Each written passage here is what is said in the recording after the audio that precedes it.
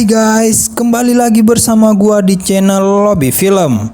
Semoga kalian baik-baik saja ya. Tetaplah menjaga kesehatan kalian karena kita sebentar lagi akan berjumpa di mana warung makan akan terlihat sepi. Akan tetapi, sepi belum tentu tidak ada orang kan. Padahal di balik itu semua tersembunyi sejuta umat. Entah sedang apa mereka. Hehe, kayak nggak pernah ngerasain aja loh. Karena pada kesempatan kali ini, Lobby Film akan membahas film yang berjudul Candyland 2022. Film ini menceritakan tentang seorang cewek muda yang terlihat naif. Akan tetapi, cewek yang bernama Remy itu taat terhadap keyakinannya. Kemudian ia menentukan jalan hidupnya di dunia bawah tanah, yaitu sebagai cewek pemuas para sopir truk. Mau dong gopek, dapet nggak ya? Akan tetapi, di balik itu semua akan terjadi bala bencana yang mengerikan. Penasaran seperti apa kisahnya? Inilah Candyland 2022. Seperti biasa, jika kalian suka dengan channel ini, silahkan di subscribe dulu aja, biar nggak ketinggalan pas lagi sayang-sayangnya. Sat. Film ini diawali dengan penggambrutan di dalam truk. Anjir, baru juga mulai ini film, udah bikin tegang aja. Cewek ini bernama Sadie, ini Levi, ini Riley, dan ini Liv. Perlu diketahui, mereka berempat bekerja sebagai pelayan supir truk di sana. Terlihat salah satu pelanggan datang untuk order. Awal yang baik ya. Karena tak mau pelanggannya kecewa, kemudian Levi pergi untuk memenuhi permintaan pelanggannya itu. Mereka saling bercerita pengalaman mereka masing-masing. Cerita apa tuh ngap? Ya, cerita percintaan sama Kang Truk dong. Tak lama kemudian mereka kedatangan Pak Tua yang bernama Theo. Pria ini merupakan salah satu anggota komunitas spiritual. Terlihat sepertinya dia sedang mencari pasien untuk pembersihan. Bahkan menyuruh mereka segera bertobat. Akan tetapi, permintaannya itu justru dibalas dengan cemoohan para bondon ini. Sadisnya lagi, salah satu bondon memperlihatkan cumi-cuminya yang terbuka itu. Akan tetapi, di balik itu terlihat anggota cewek di mobil sepertinya tidak menyukai kelakuan mereka. Kemudian sesampainya di rumah, temannya yang bernama Nora mengatakan jika ada seseorang datang ke tempatnya tadi. Setelah selesai mandi, kemudian tak sengaja ia menemukan sebuah brosur seperti yang dibawa oleh Pak Tua tadi. Keesokan paginya mereka kedatangan Pak Sheriff yang bernama Rex. Seperti pada umumnya, Rex salah satu pelanggan juga. Ia kemudian meminta Levi untuk ikut ke mobil bersamanya. Taunya Levi disuruh bersihin boneka lucu mirip punya lu itu. Meskipun ini agak gedean. Hehehe. Sadie yang selesai dari tugasnya, kemudian Sadie kaget melihat perempuan yang kemarin bersama kumpulan organisasi itu sendirian berada di sana. Sadie menanyakan, "Sedang apa kamu di sini?" Perempuan yang bernama Remy itu menjawab bahwa ia disuruh untuk melakukan pembersihan oleh seorang perempuan misterius. Namun kita belum tahu pembersihan macam apa itu. Akan tetapi, tiba-tiba Riley selesai dari toilet datang karena ia baru saja dikagetkan oleh sebuah jasad yang ada di kamar mandi. Kemudian mereka melaporkan hal itu kepada Sheriff. Sheriff yang sedang memeriksa jasad tersebut menemukan kancut yang terdapat bekas darah. Karena ia tahu itu milik Lee, malamnya ia kemudian mendatangi perempuan berambut pirang itu. Sempat ia menuduh kalau pelaku pembunuhan itu adalah Lee. Akan tetapi, karena masih ragu dan takut nggak dikasih jatah, kemudian ia menutupi hal tersebut. Apa iya si Lee pelakunya? Oke, lanjut. Kemudian scene beralih di mana Mary yang ternyata akan tinggal di sana beberapa hari ke depan. Terlihat sepertinya ada yang Mary sembunyikan. Entah benda apa itu.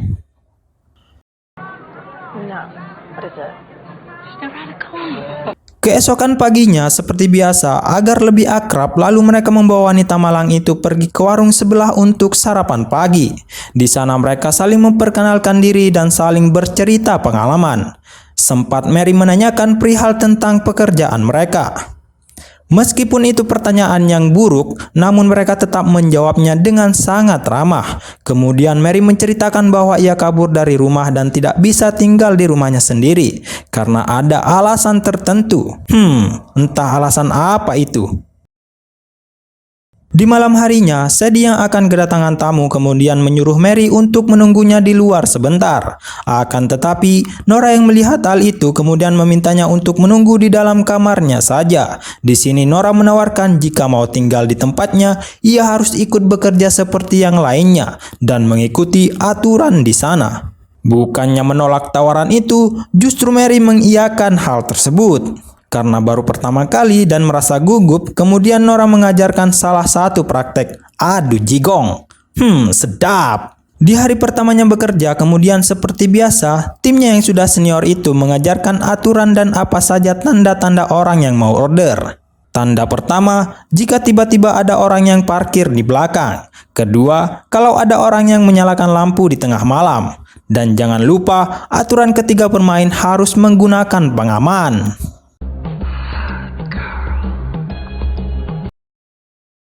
Malam pun tiba, terlihat Levi yang sedang udut tiba-tiba kedatangan salah satu pelanggan. Ternyata mereka sudah janjian sebelumnya. Karena mobil terlalu sempit buat bermain, kemudian pria itu meminta agar bermain di belakang saja. Sesampainya di belakang, tiba-tiba. Oh my god, apakah itu merupakan salah satu bagian dari permainan si botak ini? Sadis juga nih botak. Karena kesepakatan hanya bermain di mulut saja, kemudian tiba-tiba. Ya, pria botak itu pun tewas akibat dicaplok Levi dengan besi berkarat. Di sisi lain, tamu yang ditunggu akhirnya tiba dan disambut oleh Remy. Gue kira good looking, nyatanya aki-aki yang udah bauan. Wak. Sebelum memulai aksinya itu, mereka kemudian saling memperkenalkan diri satu sama lain. Kakek ini bernama Phillips, udah tua masih aja sangean. Meskipun dengan rasa takut, Remy kemudian membaringkan diri untuk memberikan kepuasan terhadap si kakek. Akan tetapi, bukannya malah mendapatkan kepuasan, kakek sangean itu justru tewas setelah digorok menggunakan paha mulus si Remy. Oh my god, ternyata Remy adalah psikopat yang berkedok agama. Dan ternyata yang membunuh pria di toilet tadi pelakunya adalah Remy. Terbukti benda yang berbentuk salib itu ternyata senjata tajam. Akan tetapi entah ritual apa yang sedang Remy lakukan. Tak lama kemudian temannya datang untuk memberi ucapan atas pertama kalinya kehilangan keperawanannya. Belum tahu aja mereka. Lantas, di mana jasad kakek yang tewas tadi? Ternyata ia sembunyikan di bawah dipan miliknya. Nora tak sengaja melihat Levi yang selesai digabrut itu. Kemudian membawanya untuk diobati lalu ia menceritakan apa yang baru saja menimpanya. Untung saja, Levi masih selamat dari kejadian tersebut. Kemudian, Sheriff yang gila ini bukannya menenangkan temannya, justru minta jatah kepada Levi. Ya pasti ditolak lah. Di esokan paginya, mereka kedatangan Theo Pak Tua kemarin itu. Di sini ia ingin bertemu dengan putrinya Remy. Dalam perbincangan mereka, sepertinya keluarga ini sedang menjalani sebuah ritual keagamaan, yaitu pembersihan jiwa. Theo juga meminta Remy agar segera pulang ke rumah. Akan tetapi, Remy menolak ajakan Theo karena Remy sebenarnya ada rencana sendiri. Itu sebabnya ia meminta waktu beberapa hari lagi. Karena kecewa, akhirnya Theo pulang begitu saja. Singkat waktu, pagi pun tiba lagi. Seperti hari sebelumnya, mereka menjalani pekerjaan mereka seperti biasanya. Namun kali ini yang akan melayani Kang Truk adalah Remy sendiri. Tak lupa ia diingatkan untuk memakai kondom buat jaga-jaga. Di sana Kang Truk ternyata sudah standby dari tadi. Karena hasrat yang sudah tak tertahankan lagi, Kang Truk itu menyuruh Remy segera melaksanakan tugasnya. Akan tetapi, Remy yang tidak suka dipaksa, tiba-tiba. Ya, pria tua itu pun tewas setelah dipenggal dan tak sempat bertaubat. Setelah menghabisi Kang Truk itu, kemudian Remy segera membersihkan pisau miliknya. Tiba-tiba, Remy yang selesai ngabrut tak sengaja melihat benda miliknya itu. Akan tetapi, karena tak mau penyamarannya terbongkar, lalu Ya, Levi pun ikut menyusul Kang Truk ke alam kubur setelah dicaplok pisau itu. Baru juga dibersihin, udah dipakai lagi aja. Anjing. Terlihat kesedihan di raut mereka atas kematian salah satu sahabat mereka terutama Sadie. Namun berbeda dengan Remy, ia justru merasa puas karena sudah menyelesaikan satu tugasnya itu.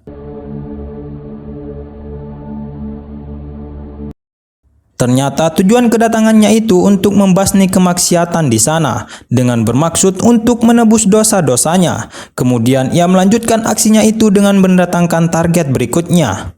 Terlihat ia sekarang berada di kamar Riley. Riley yang masih berduka menceritakan bagaimana persahabatannya dengan almarhum Liv. Lalu topik obrolan mereka beralih dengan membahas tentang perasaan satu sama lain.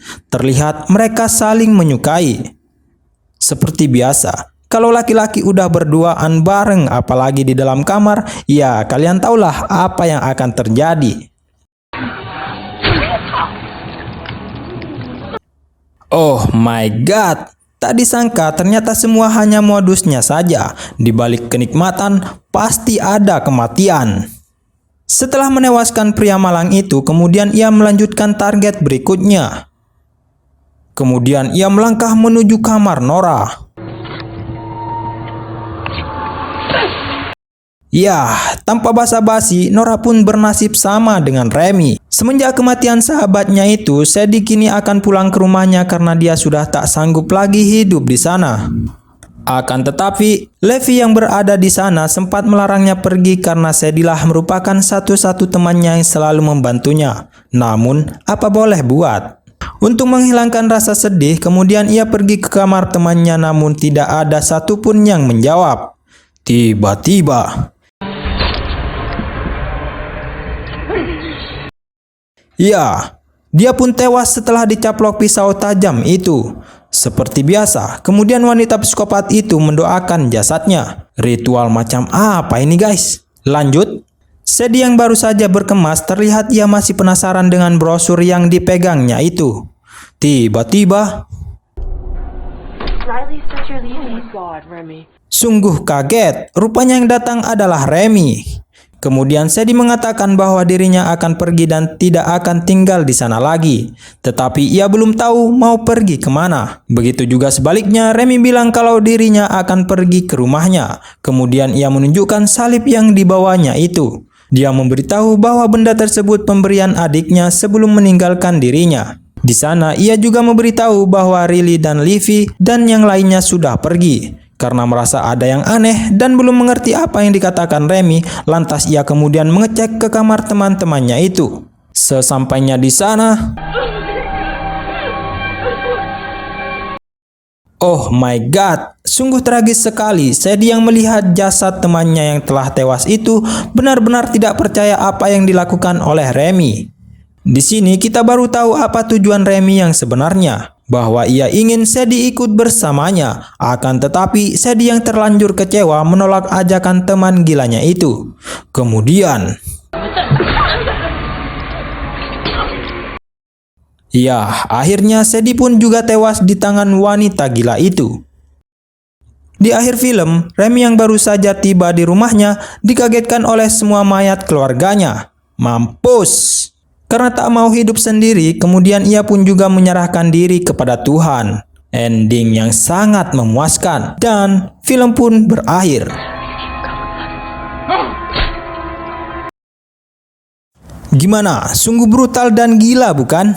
Kebrutalan ini bermula ketika seorang penganut kepercayaan tak sengaja melewati tempat segerombolan anak remaja yang suka jual diri. Kemudian salah satu dari penganut tersebut menyamar sebagai cewek penghibur di sana dengan tujuan pembersihan dosa. Kemudian ia membasmi seluruh cewek penghibur di sana.